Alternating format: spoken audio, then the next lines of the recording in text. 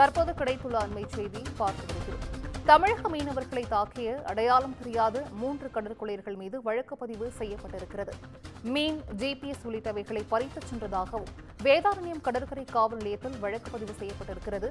கூடுதல் விவரங்களை செய்தியாளர் மாணிக்கவாசகம் வழங்கிட கேட்கலாம். மாணிக்கவாசகம், வணக்கம். கடற்கொள்ளையர்கள் மீது தற்பொழுது வழக்கு பதிவு செய்யப்பட்டிருக்கிறது. இது குறித்தான முழு விவரங்கள். வணக்கம் சிந்துஜா.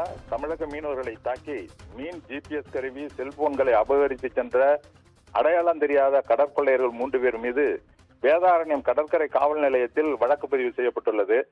கடந்த 15ஆம் தேதி மீன்பிடிக்க கடலுக்கு சென்ற மயிலாடுதுறை மாவட்டம் புதுப்பேட்டையைச் சேர்ந்த செந்தில், சாமுவேல், ராமகிருஷ்ணன், ஜெகன் ஆகிய 4 பேர் கடலில் மீன்பிடித்துக் கொண்டிருந்த போது அடையாளம் தெரியாத 3 பேர் படகில் வந்து தமிழக மீனவர்களை கத்தி கட்டையை கொண்டு தாக்கி ஜிபிஎஸ், மீன்கள் மற்றும் டார்ச் லைட்டுகளை அபகரித்து சென்றனர்.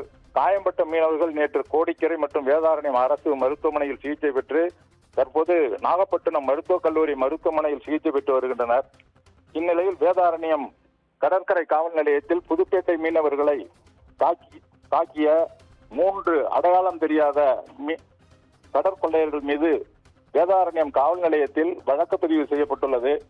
வழக்கின் அடிப்படையில் கடற்கரை காவல் நிலைய ஆய்வாளர் லோகநாதன் தலைமையில் காவல்துறையினர் விசாரணை மேற்கொண்டு வருகின்றனர். சிந்துஜா,